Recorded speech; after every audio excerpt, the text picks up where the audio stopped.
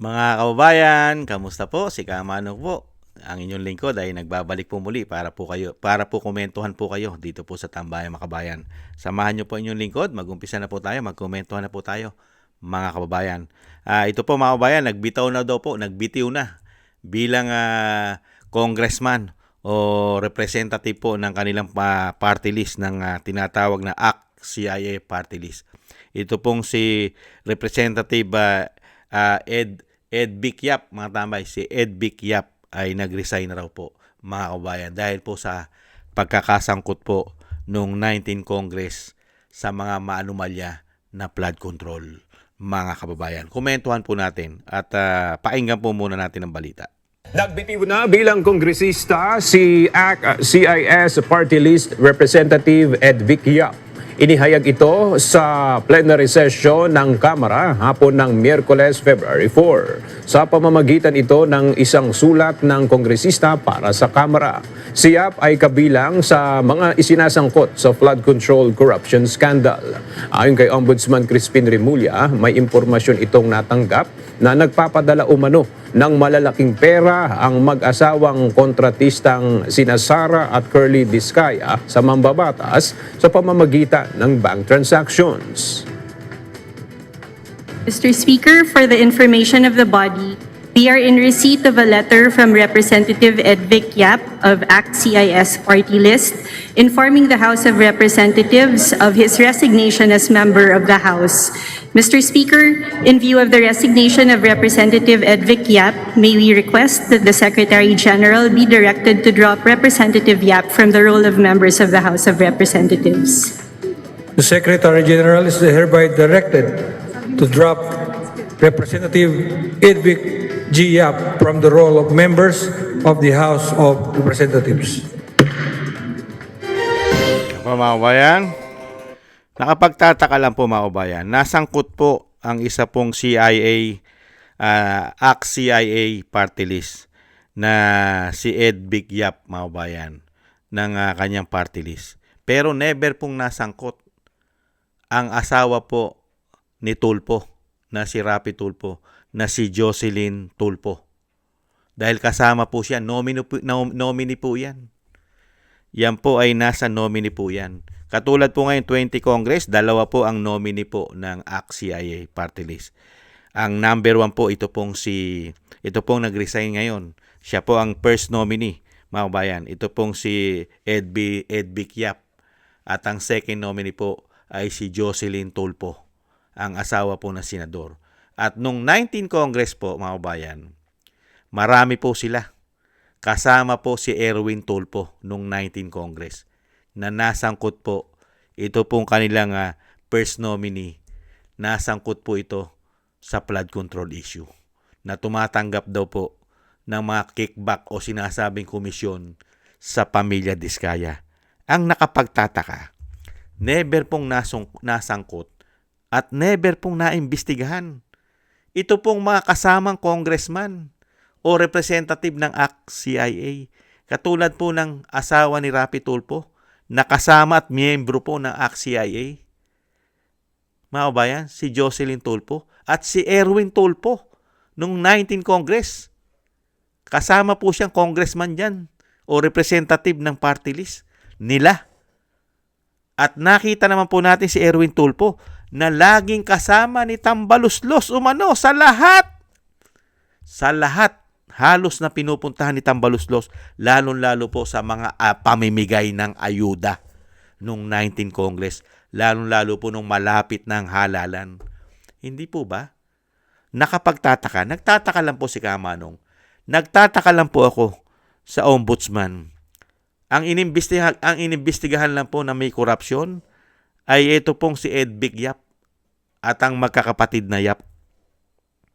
Pero po, ang pamilya Tulfo, naiisa naman po ang party list.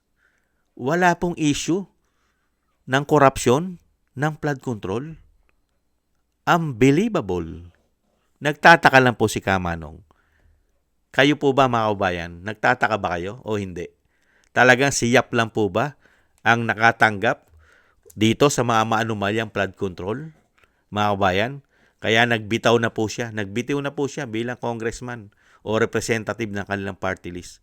At syempre po, ang papalit po dyan, yung third nominee. Hindi po ba? Third nominee na po tapapalit dyan. Dahil nga po, ang magiging first nominee na po nila, yung asawa po ni Tulfo. Mga kabayan, hindi po ba? Yun na po, magiging nominee po dyan, mga kabayan. Kaya, first nominee na po dyan, si Jocelyn Tulfo.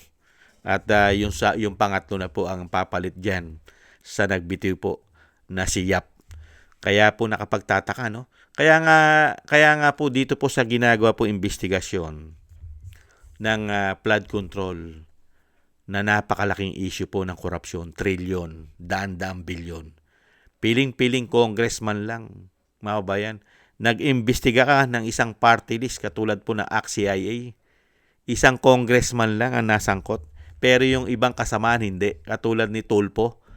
Ang dalawang Tulfo, ang isang asawa ng senador at ang isang senador ngayon, wala man lang pong bahid anomalya.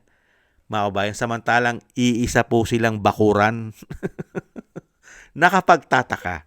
Hindi po ba? Kaya lang hindi naman po kasi layunin po yata ni Ombudsman Mamimili lang po yata. Mga kabayan, mamimili lang. Pagka talagang kaalyado po nila, umano, talagang ikikip po nila at hindi po nila pababayaan. Dahil nga po yung yung magkapatid na Tulfo, ay gamit na gamit po yan umano. Lalong-lalo po sa impeachment ng Vice President. Hindi kaya.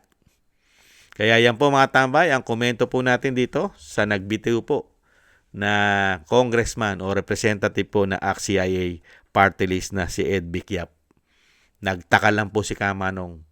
Party list po ito, kasama po ang mga Tulfo.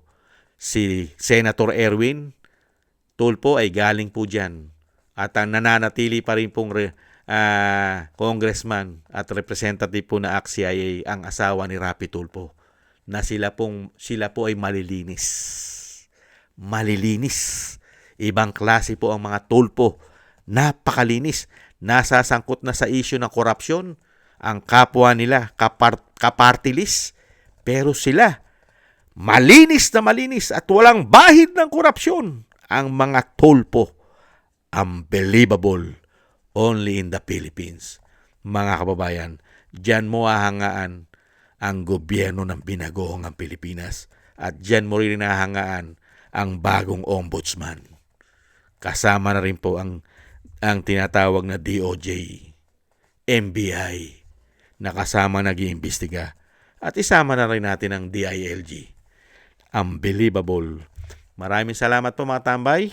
At si Kamanong po ay nagtaka lang. Mga kabayan, nagtaka lang si Kamanong. Sana kayo ganun din. Hindi po ba? Maraming salamat po mga kabayan. Sana gusto po ng ating tambayan mga kabayan sa YouTube at TikTok. At ganun din po sa ating mga subscribers. Thank you po sa inyo. Shoutout po sa inyo lahat. At maraming salamat po sa inyo mga komento, like, share, and subscribe. Mabuhay po kayo. At siyempre po sa mga nagbibigay po ng biyaya at tulong, thank you rin po. Shoutout po kay Eric Hershaw ng Canada, kay Annie Jo, ako si Phil-Am, kay Tatay Nick ng Canada, kay Gay at Chena, kay Balance Vision TV, kay Jesus Valdepena, si Kingston ng Hong Kong, si Jake Yahut ng California, USA, Gina Ray ng Berlin, Germany, Julieta Celona ng Sydney, Australia, Baby Roman at Ate Isa ng Cagayan. Maraming salamat po sa inyo mga kabayan at ingat-ingat po kayo lalo po sa inyo po mga paggawa. At tiis-tiis lang po tayo mga kabayan, hindi naman po sila forever dyan. At makakamtan din po natin ang katarungan. Lalo po ang Vice President po ay pag naupo na pong presidente. Hindi lang po si Yap ang dapat imbestigahan yata dahil kasama rin po nila dyan ang mga Tulfo umano. Hindi po ba? God bless po mga kabayan. God bless po sa inyo lahat. Ingat-ingat po. Paalam.